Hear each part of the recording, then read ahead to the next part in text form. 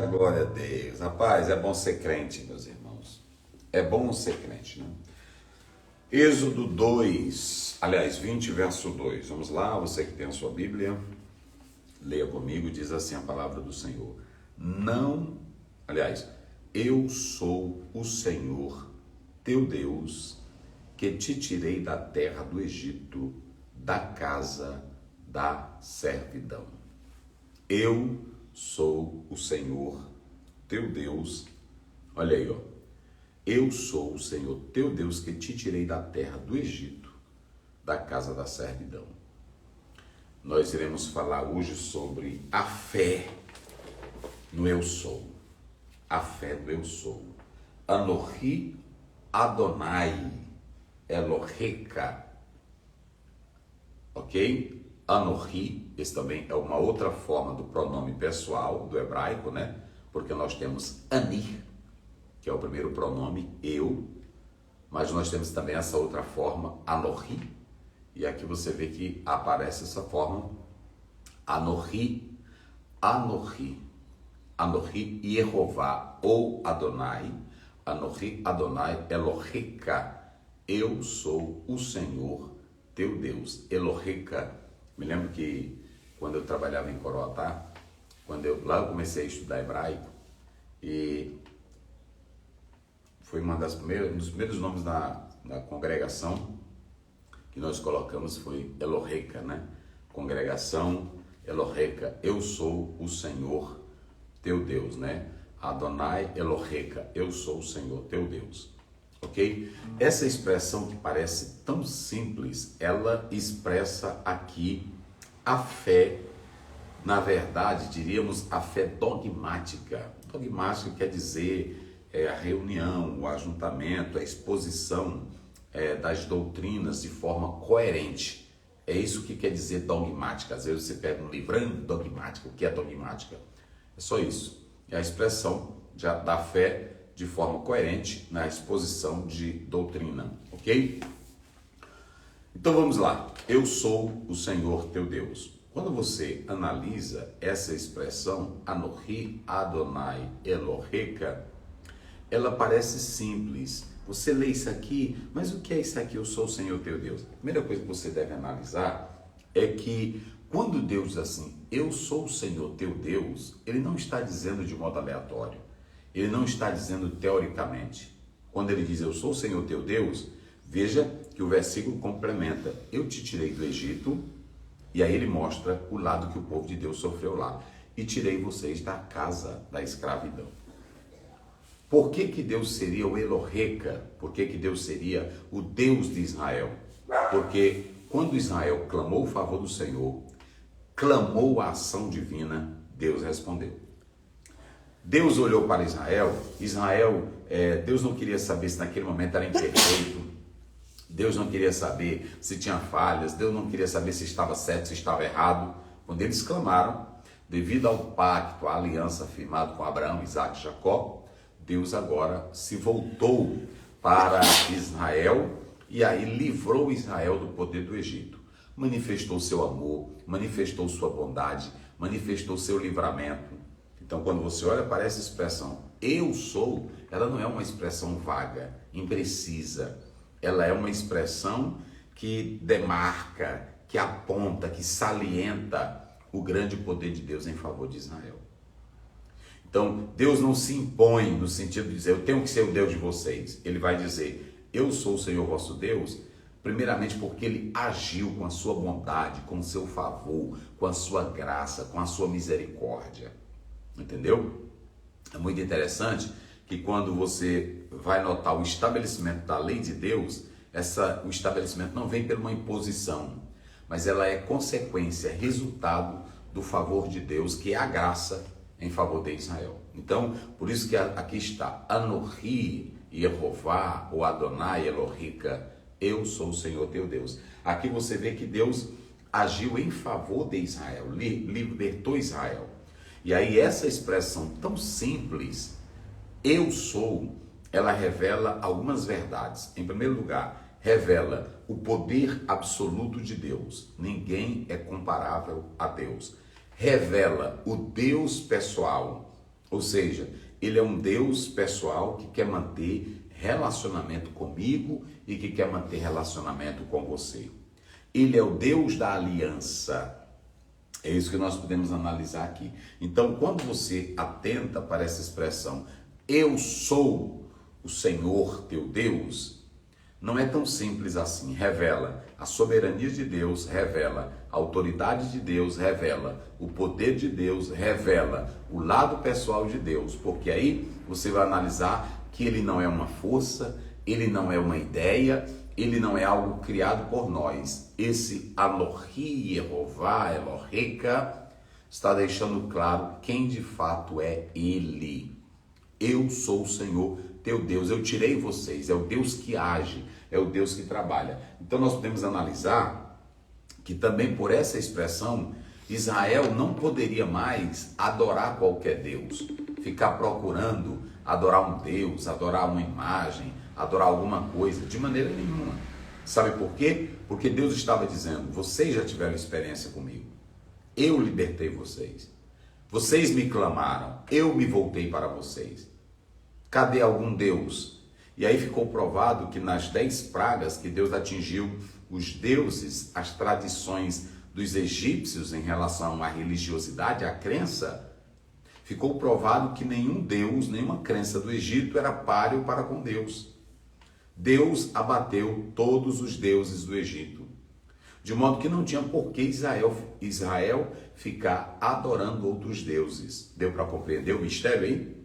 Então, quando Deus diz assim, eu sou o Senhor teu Deus, é uma frase que revela seu poder, sua soberania e sua graça. Olha, pega isso aí já dá a mensagem para você, né?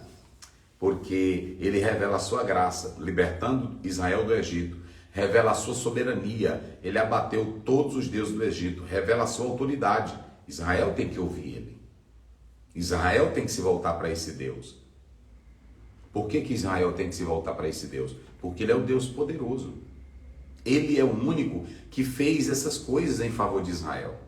Libertou Israel, abateu os deuses do Egito e agora estava conduzindo esse povo para a terra prometida. Então é muito importante. Israel deveria se voltar simplesmente para esse Deus e adorá-lo, não adorar outro Deus. Observem bem, Êxodo capítulo 3, verso 13. Olha o que diz aqui, Êxodo 3, verso 13. Assim, então disse Moisés a Deus, eis que quando vier aos filhos de Israel e lhes disser, o Deus de vossos pais me enviou a vós, e eles me disserem, qual é o seu nome? Que lhe direi? Verso 14, e disse Deus a Moisés, eu sou o que eu sou. Disse mais, assim dirás aos filhos de Israel, o eu sou me enviou a vós. Deu para entender? Então, o único Deus que deve ser adorado agora por Israel é esse Deus que se manifestou soberanamente pela sua graça, pelo seu favor e pela sua misericórdia. Vamos atentar aqui para Levítico, capítulo 26, versículo 13. 26, verso 13. Diz assim a palavra do Senhor, eu sou o Senhor vosso Deus, que vos tirei da terra dos egípcios, para que não fosseis seus escravos, e quebrei os timões do vosso jugo, e vos fiz andar direitos. Então, por que Israel agora deveria adorar o Senhor? Primeiro, eles viram o poder de Deus, eles viram a soberania de Deus, e agora eles viram a graça de Deus, a liberdade que Deus lhe concedeu. Então, não é aquela adoração, deu para entender aqui? Quando Jesus Cristo disse, adore o Pai em espírito e em verdade, é porque a adoração tem que ser pela palavra, em verdade é pela palavra. Pela palavra porque você sabe quem é Deus, você sabe o que Ele fez por vocês, vocês sabem o que Ele fez por nós. Então, quando eu olho para a palavra e vejo o poder de Deus, o amor de Deus e a graça dele para comigo, que não sou nada, aí eu devo adorá-lo. Hoje tem muitos crentes que não adoram a Deus porque não conhecem de verdade, não sabem e nem reconhecem os benefícios que o Senhor tem feito em sua vida. A adoração não é coisa para o pastor, o pregador, alguém ficar na igreja. Adore a Deus, adore a Deus, adore a Deus. Deus não precisa dessas migalhas, Deus não precisa dessas obrigações, Deus não precisa disso. Ele quer que você adore a Ele, buscando um relacionamento com Ele pessoal, porque você sabe o que ele já fez por você, como ele te libertou, como ele te perdoou, como ele te restaurou. Então, a adoração agora de Israel deveria ser baseada e firmada nessa perspectiva. A outra coisa aqui é que quando ele diz eu sou, há um aspecto unificante. Você tem aqui duas coisas, você tem o Sinai e você tem também o Sinai e você tem o Êxodo. No Êxodo, Deus libertou Israel e no Sinai, Deus vai fazer a aliança com Israel. Por isso que é unificante, Êxodo e Sinai. Ok? Então você precisa analisar essas duas pontes. O Êxodo, Israel saiu do Egito, da escravidão, do poder. Mas quem tirou Israel de lá?